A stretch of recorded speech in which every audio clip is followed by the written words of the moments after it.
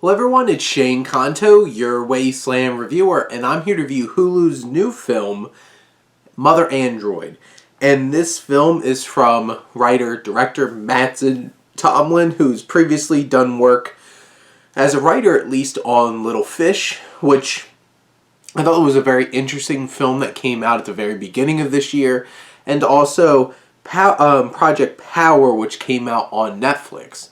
And this film sets up a very specific world in which people have these android butlers and all these different kinds of support kinds of roles, because that's what robots do. We're not robots. Robot means slave. We're not slaves. Well, apparently these ones are. And in this film, all of a sudden, they all start going wacko. And he's like, they're not supposed to be able to harm us, but they sure as hell are, and killing people. And so then the world falls, and you have this young woman, played by Chloe Grace Moretz, Georgia, who, along with her boyfriend Sam, played by Algee Smith, they go on the run because she's pregnant 9 months into the future. She's 9 months pregnant. They're still trying to get their way to Boston and get the hell out of here because they heard that boats were leaving for Korea and things seem to be better there. So they're trying to get out of here, and Skynet happens, which it will, because we rely too much on technology, and then the machines won't need us anymore, and then we're screwed. Robophobe coming out there right there. This was an interesting watch for somebody who fears that exactly happening, because, this is exactly that movie. And it's interesting because when they shoot the androids and their faces start revealing, they 100% look like Terminators. Just saying.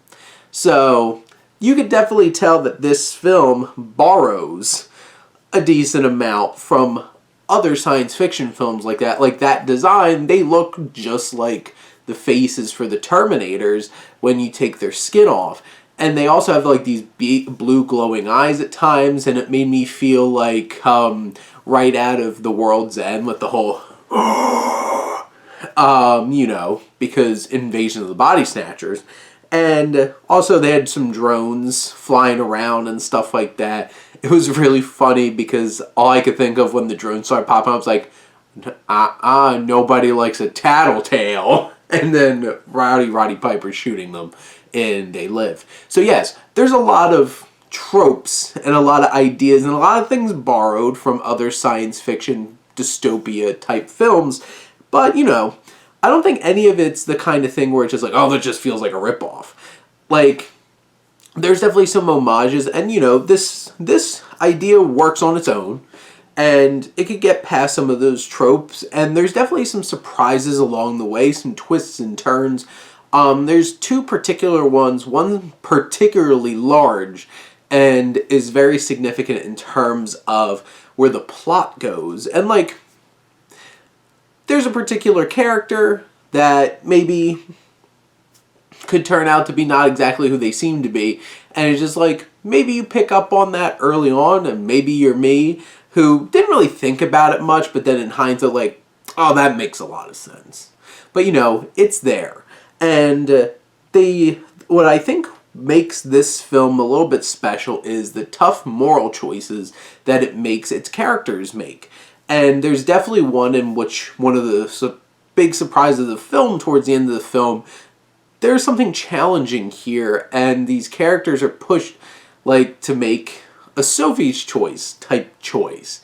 And when you can add that layer of drama to it, it makes it even more significant. And if a film can make you think about what your decision would be, that's something significant as well. And Chloe Grace Moretz, I think, is really good in this film. I think she does a really fine job. She definitely does a lot of the heavy lifting. It's tough because,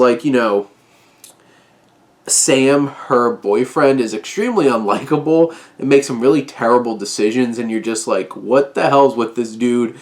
Keep getting us into bad spots and causing Georgia to have to make some maybe not the best decisions. And, it's interesting because at the beginning of the film, she's talking about how, I don't know if she, like, really wants to stick with this relationship, and then bam, she's pregnant. So, like, there's a lot of that tension there as well. But there's definitely a lot of thrilling moments here. There's some really great tension building. There's one particular scene in a house with some androids that really builds the tension. And there's a great chase in here on a motorcycle with drones and, like, the androids chasing after them, like the big blue eyes and stuff like that.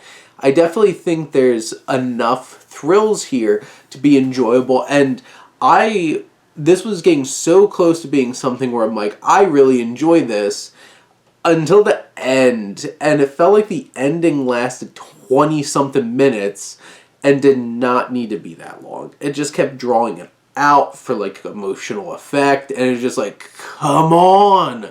Like, this film was like an hour and 45 minutes and could have easily been close to an hour and 35, just because of the ending. But in the end, I think Mother Android is a real solid science fiction dystopia film, and Hulu has an interesting watch on their hands with this one.